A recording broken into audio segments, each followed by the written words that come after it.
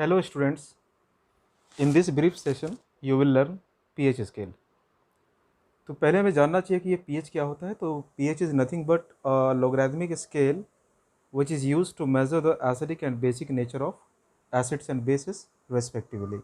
इसका मतलब आपको कोई भी एक सोल्यूशन दिया हुआ है और ये पूछा गया है कि बताओ इस सोल्यूशन का नेचर क्या है। तो solution may be acidic, may be basic और मे बी न्यूट्रल, राइट। इनमें से ही कोई पॉसिबिलिटीज़ है। तो किसी भी सोल्यूशन की किसी भी टेम्परेचर पे अगर आपने एसिडिटी या बेसिसिटी चेक करनी हो ना, तो हमें देखना होगा कि उस पर्टिकुलर एक्वस सोल्यूशन में हाइड्रोजन आयन की कॉन्सेंट्रेशन और हाइड्रोक्सिल आयन की कॉन्सेंट्रेशन यानी कि OH नेगेटिव की कॉन्सेंट्रेशन ये कितनी है। अगर H प्लस आयन की कॉन्सेंट्रेशन ज़्यादा है तो सोल्यूशन को हम एसिडिक कह देंगे। OH नेगेटिव की कॉन्सेंट्रेशन ज़्यादा है then solution is basic. And if both H plus ion concentration and OH negative ion concentrations are equal then it is called as a neutral solution, right।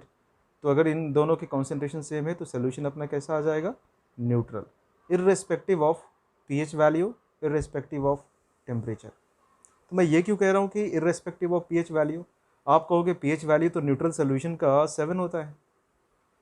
तो फिर हमें ये समझना चाहिए कि पीएच 7 जो होगा ना that is exclusively for 25 degree C temperature.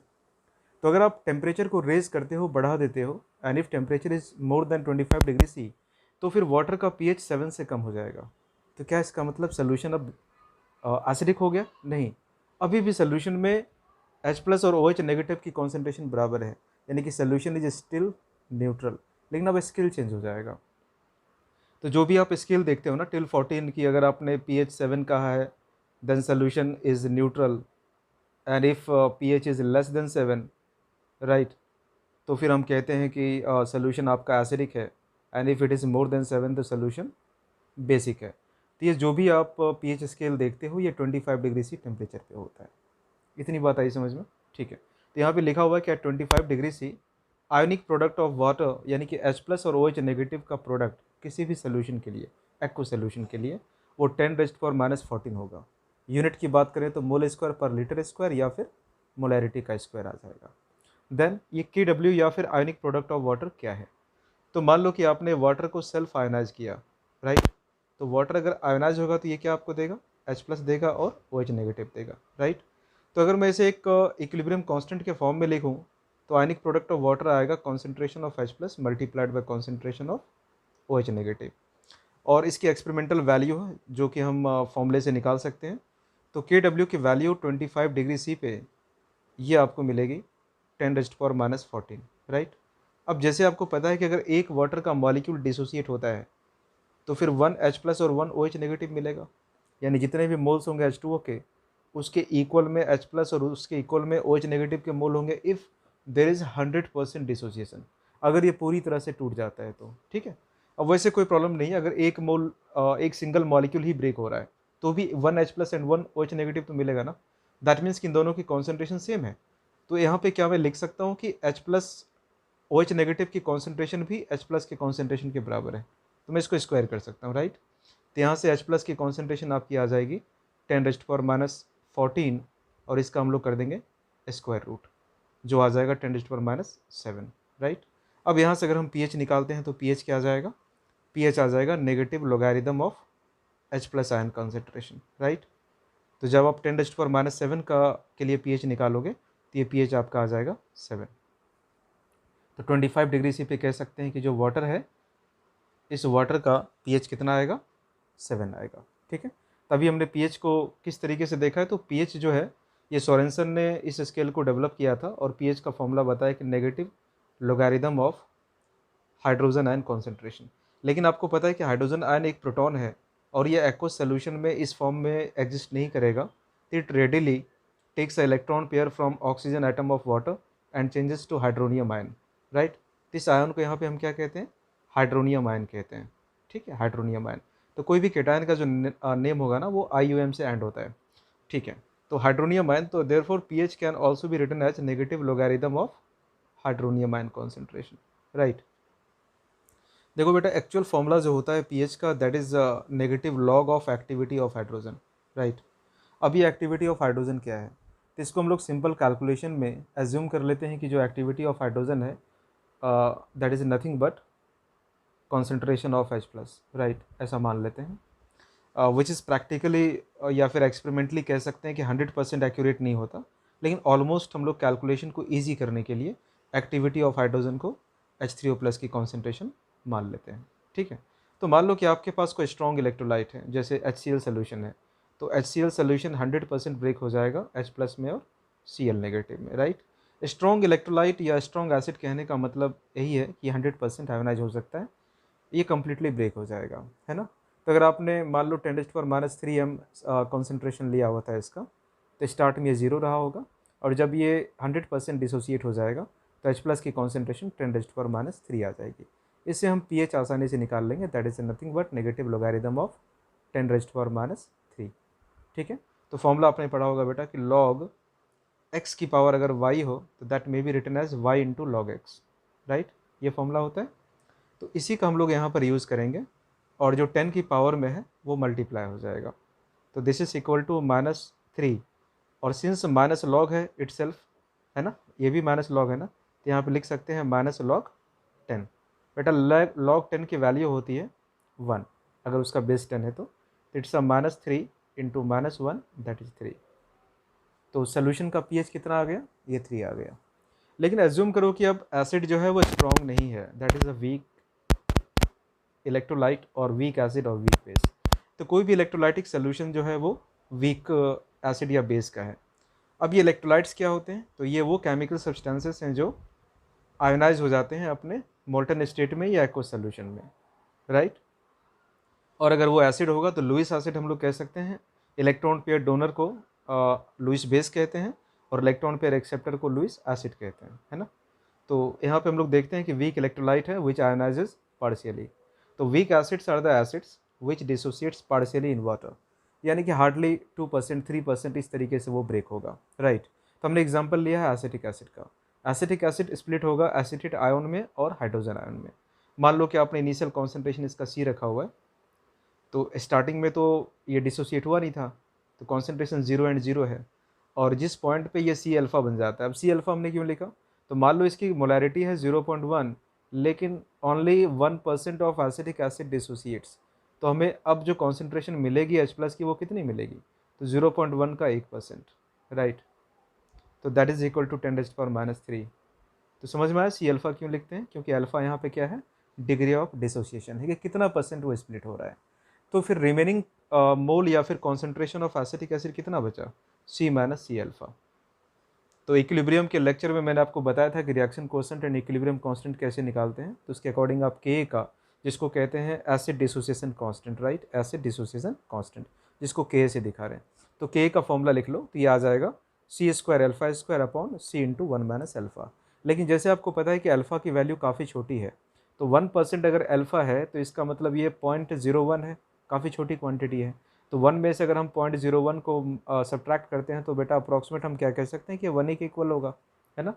तो इमेजिन कर लेते हैं कि ये 1 के इक्वल है, तो 1 माइनस अल्फ़ा को क्या लिख देंगे, 1 लिख देंगे।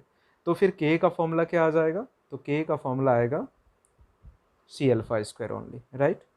तो K का फॉर्मूला आ गया C अल्फ़ा स्क्वायर। यहाँ से बेटा अल्फ़ा निकाल सकते हैं, square root of K divided by C, ठीक है ना। और 1/C को, यानी कि कॉन्सेंट्रेशन को डाइल्यूशन कहा जाता है, 1/C को डाइल्यूशन कहा जाता है। तो आप यहाँ पे देखोगे कि जो डिग्री ऑफ डिसोसिएशन अल्फ़ा है ये इन्वर्सली प्रोपोर्शनल है स्क्वायर रूट ऑफ डाइल्यूशन के, है ना, sorry square root of dilution के डायरेक्टली प्रोपोर्शनल है, क्योंकि कॉन्सेंट्रेशन डिनोमिनेटर में था तो डाइल्यूशन आपका किस में आ जाएगा, न्यूमरेटर में आ जाएगा, ठीक है। तो यहाँ पे हम लोग क्या कह सकते हैं कि alpha is directly proportional to square root of dilution. इसका मतलब किसी सोल्यूशन को हम जितना अधिक डाइल्यूट करेंगे, वीक इलेक्ट्रोलाइटिक सोल्यूशन को डाइल्यूट करने का मतलब वाटर मिला रहे हैं, सॉल्वेंट मिला रहे हैं, है ना, तो उससे डिग्री ऑफ डिसोसिएशन बढ़ती जाएगी, यानी कि हमें सोल्यूशन में H प्लस की कॉन्सेंट्रेशन अब ज़्यादा मिलेगी, तो फिर उसका जो pH होगा वो घटेगा, सोल्यूशन मोर एसिडिक हो जाएगा। इतनी बात आई समझ में। इसी को ओस्टवर्ड डाइल्यूशन लॉ कहते हैं। तो ओस्टवर्ड डाइल्यूशन लॉ क्या है, तो ये लॉ कहता है कि degree of dissociation increases with increasing dilution of the solution, right. Degree of dissociation of weak electrolyte increases with increasing dilution of the solution, ठीक है, इतनी बात आ गई समझ में, ओके। अब देखो इसी पे एक न्यूमेरिकल ट्राई करते हैं कि कैसे ये सॉल्व होगा। तो मान लो आपको पीएच निकालना है 10⁻⁻6 m एसिटिक एसिड का, और के की वैल्यू दी गई है जो कि एसिड डिसोसिएशन कांस्टेंट है। तो आपको पता है कि अगर ये स्ट्रॉन्ग एसिड रहा होता तो पीएच 6 कह देते, है ना। तो फिर हमें के की ज़रूरत भी नहीं थी क्योंकि 100% डिसोसिएट होता। के तभी आएगा ना जब प्रोसेस इक्विलिब्रियम में, और इक्विलिब्रियम तभी आएगा जब रिएक्शन रिवर्सिबल है, राइट। और रिवर्सिबल तभी है जब वो कंप्लीट डिसोसिएट नहीं हो रहा है। तो यहाँ पर हम लोग एसिटिक एसिड को अभी हमने लास्ट पेज पे डिसोसिएट किया था, उसी को डायरेक्ट यूज़ कर लेते हैं, राइट। तो आपको पता है कि जो कॉन्सेंट्रेशन ऑफ H प्लस था लास्ट पेज पे, आप रिकॉल करना, तो सी अल्फ़ा था, है ना। और अल्फ़ा हमने डेरिवेशन किया था स्क्वायर रूट ऑफ के बाई सी, ये भी ठीक है। तो इसको लिख सकते हैं के इंटू सी। अब आप ध्यान से देखो कि इस न्यूमेरिकल में के एंड सी दोनों वैल्यूज़ गिवन है। तो पी एच प्लस की कॉन्सेंट्रेशन निकालने के लिए क्या करोगे आप, के इंटू सी को मल्टीप्लाई कर दोगे। नाउ क्वेश्चन ये है कि क्वेश्चन में मुझसे पी एच पूछा गया था, तो फिर हमने एच प्लस आयन की कॉन्सेंट्रेशन क्यों निकाली। तो बेटा किसी क्वेश्चन को हम लोग लास्ट से शुरू करते हैं, पहले निकालना है पी एच। तो आप पी एच का फॉर्मूला लिख लीजिए, तो which is negative logarithm of H plus ion concentration, right. तो पीएच निकालने के लिए हमें एच प्लस आयन की कॉन्सेंट्रेशन चाहिए जो कि मिसिंग है। तो इस क्वेश्चन में यहाँ पे लिख देंगे के कितना आ गया 1.8 इंटू 10⁻⁻5, और सी की वैल्यू है 10⁻⁻6, राइट। इसको क्या लिख सकते हैं, दिस इज 18 इंटू 10⁻12। तो 18 का आप स्क्वायर रूट ले लीजिए, तो इट्स 3√2 आ जाएगा, है ना। 18 का कितना आ जाएगा, 3√2 आ जाएगा, और इंटू 10⁻6 आ जाएगा एम में, ये ठीक है। अब हमें यहाँ पे क्या करना है, पीएच निकालने के लिए नेगेटिव लोगारिथम ले लेंगे, और जो भी वैल्यू हमारे पास आई है उस वैल्यू को यहाँ पे पुट कर देंगे। अभी मैं अगले पेज पे आपको बताऊंगा कि नेगेटिव लॉग या फिर लॉग कैसे निकालते हैं, है ना। अभी के लिए मैं आपको ये बता दूं कि अगर आपने एच प्लस निकाल लिया है तो पीएच आप इस फॉर्मूले से आसानी से निकाल लोगे, ठीक है। अब हम लोग सेकंड क्वेश्चन पे आते हैं। सेकंड क्वेश्चन कहता है कि आपको निकालना है 10 ml 0.1 m HCl सोल्यूशन का पीएच, और 40 ml 0.2 m H2SO4 का पीएच। तो मान लो कि अगर हमें इस तरह का क्वेश्चन दिया हो, तो यहाँ पे हमें ये देखना होगा, एज्यूम करो कि 0.2 m HCl सोल्यूशन दिया है। तो हमें पता है कि HCl मोनोप्रोटिक एसिड है, it dissociates to H plus and Cl negative directly, right. तो जितने मोल्स होंगे बेटा HCl के, मान लो कि x मोल है ये, तो फिर डिसोसिएशन के बाद ये x मोल H प्लस देगा और ये 0 हो जाएगा, ये ठीक है ना। तो जो भी मोलैरिटी दी हुई है वही H प्लस की कॉन्सेंट्रेशन भी आ जाएगी।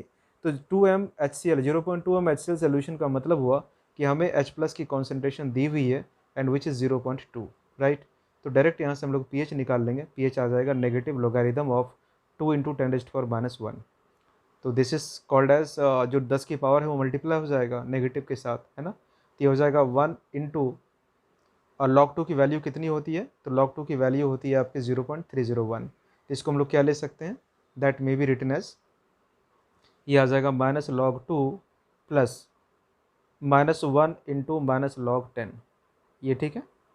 तो log 10 की वैल्यू 1 हो गई, तो इसको हम लोग कंप्लीट 1 कर देंगे, और log 2 की वैल्यू कितनी होती है 0.301, ठीक है। तो यहाँ पर 1 ऐड हो जाएगा 0.301 से, तो ये आपका पीएच आ गया HCl सोल्यूशन के लिए। लेकिन आप एज्यूम कर लो कि इतनी ही कॉन्सेंट्रेशन का, या थोड़ा डेटा आसान ले लेते हैं, मान लो कि आपके पास होता, हाँ, आपके पास होता 10⁻² m सोल्यूशन ऑफ H2SO4। तो इस केस में पीएच कैसे निकालते हैं, तो यहाँ पे आप देखते हो कि सल्फ्यूरिक एसिड ये डाइप्रोटिक एसिड है, यानी कि 1 मोल सल्फ्यूरिक एसिड डिसोसिएशन के बाद 2 मोल्स ऑफ H प्लस देगा, है ना। अगर ये डिसोसिएट होगा तो ट्वाइस ऑफ H प्लस देगा एंड SO4 2 नेगेटिव देगा, अगर हम कंप्लीट डिसोसिएशन को एज्यूम करते हैं तो यहाँ से H प्लस की जो कॉन्सेंट्रेशन आएगी ना, वो आएगी twice of concentration of sulphuric acid, ठीक है। तो फिर पीएच कितना आ जाएगा, पीएच आ जाएगा -log 2 प्लस -2 log 10। क्लियर है ये, ठीक है। तो log 2 की वैल्यू हमने क्या लिखी थी 0.301, और प्लस 2 इंटू log 10 की वैल्यू 1। तो बेटा आंसर कितना आ गया, 2 में से माइनस कर देंगे, 0.3 अप्रॉक्सीमेट ले लेते हैं, तो ये देगा हमें 1.7। तो सोल्यूशन का पीएच कितना आ गया 1.7 आ गया।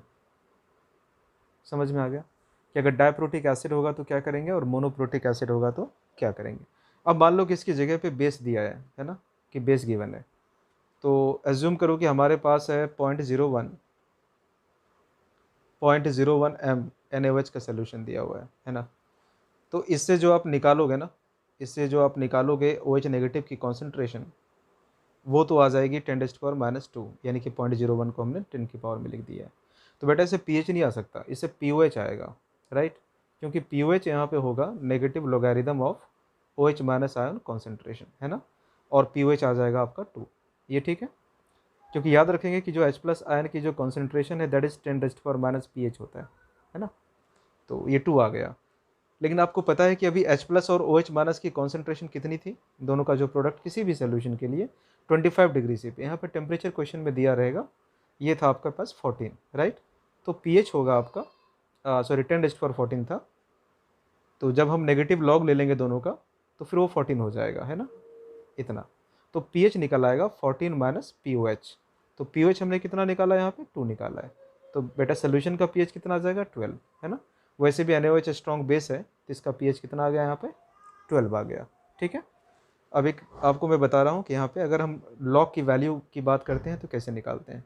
तो जैसे मान लो कि लॉग हमारे पास दिया है AB, राइट, इसको लिख सकते हैं log A plus log B, है ना।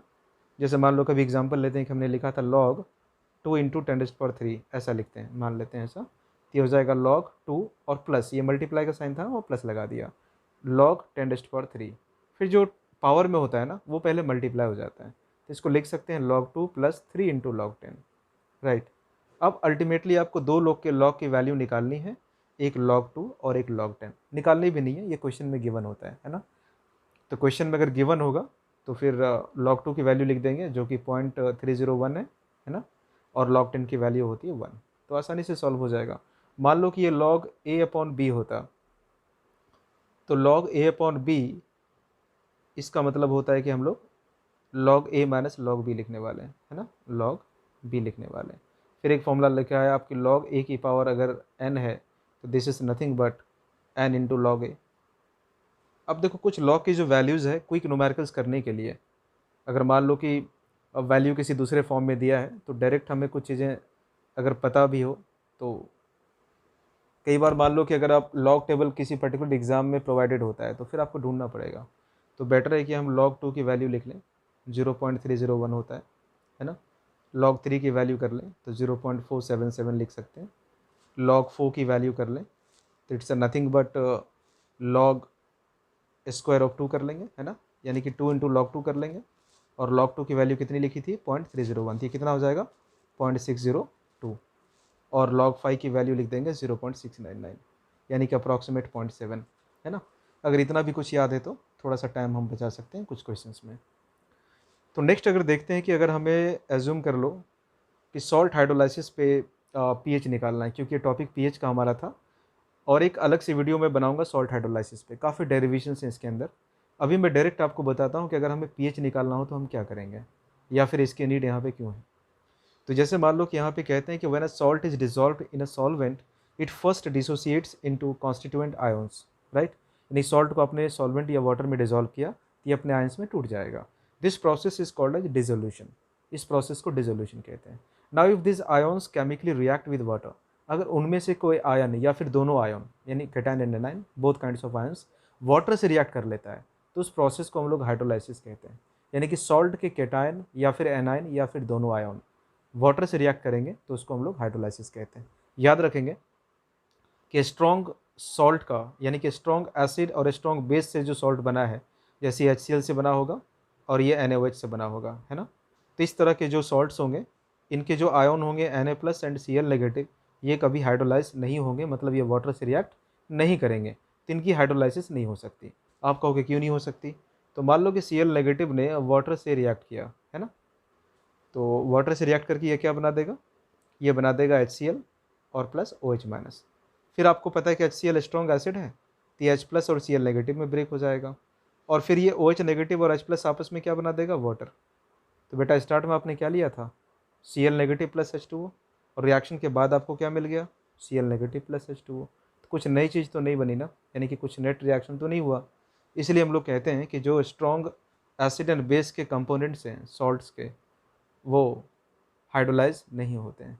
अब जैसे मान लो हमने पहला एग्जांपल यहाँ पे लिया है कि salt of weak acid and strong base, जैसे सोडियम एसिटेट है, तो CH3COO Na अगर डिसोसिएट होगा तो ये CH3COO माइनस में और Na प्लस में ब्रेक हो जाएगा, है ना, Na प्लस में ब्रेक हो जाएगा। तो Na प्लस तो सोडियम हाइड्रोक्साइड का पार्ट है, तो इसकी हाइड्रोलाइसिस नहीं होगी, लेकिन जो एसीटेट आयन है ये वाटर से रिएक्ट कर जाएगा और ये हाइड्रोलाइज हो जाएगा, और इसके हाइड्रोलाइसिस से क्या बनेगा, इक्विलिब्रियम का रिएक्शन दिखाएंगे। It will give CH3COOH and plus OH negative. तो सोल्यूशन में OH नेगेटिव जो कि स्ट्रॉन्ग बेस है और CH3COOH जो कि वीक एसिड है, सोल्यूशन का नेचर कैसा आ जाएगा, बेसिक नेचर आ जाएगा। तो pH कितना आएगा, 7 से ज़्यादा आएगा। कैसे निकालेंगे pH, तो इसके डेरिवेशन में एक सेपरेट वीडियो में बताऊंगा। अभी के लिए मैं फॉर्मूला आपको बताता हूँ कि यहाँ पे pH आ जाएगा आपका, अगर आपने स्ट्रॉन्ग बेस और वीक एसिड का पार्ट लिया है तो 7 plus half of pK plus half of log C, है ना। तो क्वेश्चन में क्या होगा, जैसे मान लो क्वेश्चन दिया है कि 0.1 N CH3COO Na सोल्यूशन, ऐसा कुछ दिया हुआ है मान लो, ठीक है, यानी कि C दिया हुआ है, C इज़ 0.1, N और M सेम होगा क्योंकि इसका N फैक्टर आपका 1 आ जाएगा, और कॉन्सेंट्रेशन दिया हुआ है, pK की वैल्यू गिवन होगी एसिटिक एसिड के लिए, जैसे ये 1.8 इंटू 10⁻⁵ होता है ना, तो डायरेक्ट यहाँ पे हम pH निकाल लेंगे। तो सिमिलरली यहाँ पर ये है स्ट्रॉन्ग एसिड और वीक बेस का, और ये है वीक एसिड और वीक बेस का। इस केस में आप देखोगे कि pH 7 से थोड़ा कम भी हो सकता है और 7 से थोड़ा ज़्यादा भी हो सकता है, ये डिपेंड करेगा pK और pKb के वैल्यूज़ पे, और अगर ये दोनों वैल्यूज़ बराबर हैं तो फिर ये नेट 7 आ जाएगा, है ना। तो वो डिपेंड करता है कि सॉल्ट के pK और pKb की वैल्यू हमारे पास क्या है। तो जैसे मान लो एक एग्जांपल हमने लिया है pH of 0.4 m NaCN solution at this.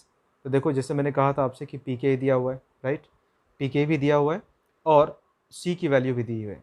तो 0.4 m C की वैल्यू है और pK आपका कितना है, इट्स 9.30, है ना। तो डायरेक्ट हमें वैल्यूज़ पुट करनी है और pH हमारा आ जाएगा। और सिंस ये NaOH और HCN के मिलने से बना होगा, NaOH और HCN, तो HCN आपको पता है कि it's a weak acid, right, और NaOH कैसा है, स्ट्रॉन्ग बेस है। तो ये सोल्यूशन कैसा होगा, बेसिक नेचर का होगा। तो ये बेसिक सोल्यूशन आ जाएगा, और इसमें pH आप देखना कि वो 7 से ज़्यादा होगा एट 25 डिग्री C टेम्परेचर, ठीक है। तो मैं उम्मीद करता हूँ कि यहाँ पे pH आपको निकालना आ गया है। सॉल्ट हाइड्रोलाइसिस और बफर सोल्यूशन का मैं सेपरेट वीडियो बनाऊंगा, तो यहाँ पे जो कॉमन सोल्यूशंस हैं उनके आप pH निकाल पाओगे। और कुछ ऐसे केसेस भी होते हैं जैसे कि मान लो 10⁻⁷ m HCl सोल्यूशन का आपको pH निकालना है। तो इस केस में प्रॉब्लम क्या आती है कि अगर आपने डायरेक्ट फॉर्मूले से pH निकाला तो 7 आ जाएगा, जो कि गलत है, क्योंकि HCl तो एसिडिक सोल्यूशन है ना, pH should be lesser than 7। तो ऐसे केस के लिए हम लोग क्या करते हैं, क्योंकि सिंस जो वाटर H+ देता है ना वो 10⁻⁷ m देता है, ये मिलेगा आपको वाटर से फ्रॉम H2O। और इस क्वेश्चन में जो HCl का कंट्रीब्यूशन है वो भी इतना ही है, इसका मतलब हम वाटर के कंट्रीब्यूशन को इग्नोर नहीं कर सकते। अब तक हम इग्नोर करते आ रहे थे क्योंकि एसिड का कॉन्सेंट्रेशन ज़्यादा था। तो ऐसे केस में जो H+ H2O से आ रहा है ना, उसे भी हम लोग इमेजिन करेंगे, यहाँ पर कंसिडर करेंगे, और तभी H+ की कॉन्सेंट्रेशन निकालेंगे। तो यहाँ पे आप देखोगे कि नेट H+ की जो कॉन्सेंट्रेशन आ जाएगी वो है 2 × 10⁻⁷ है। तो यहाँ पे क्या लिख सकते हैं, 2 × 10⁻⁷। अब आप pH निकाल लीजिए, अब वो 7 से कम आ जाएगा 25 डिग्री C पे, है ना। तो pH निकालते हैं, तो pH is nothing but -log2 plus minus of -7 log 10, right. तो log 10 की वैल्यू 1 और 7 माइनस log 2, तो 7 में से 0.3 माइनस कर दीजिए तो कितना आएगा, 6.7 आएगा अप्रॉक्सीमेट, है ना। तो ये आपका pH हो गया सोल्यूशन का, 7 से कम है मतलब एसिडिक सोल्यूशन। बात आ गई समझ में। तो अगर H+ की कॉन्सेंट्रेशन काफ़ी कम हो, जैसे 10⁻⁶ है, -7 है, -8 है, तो फिर उस केस में हम लोग वाटर का जो कंट्रीब्यूशन है उसे भी कंसिडर कर लेंगे और फिर हम लोग pH निकालेंगे। बात आ गई समझ में, ठीक है। तो आज मैं क्लास को यहीं पर कंक्लूड कर रहा हूँ, फिर मैं आयनिक इक्विलिब्रियम के अगले सेशन में बफर सोल्यूशन और सॉल्ट हाइड्रोलाइसिस, सॉल्युबिलिटी प्रोडक्ट, इन 3 टॉपिक के साथ आऊँगा।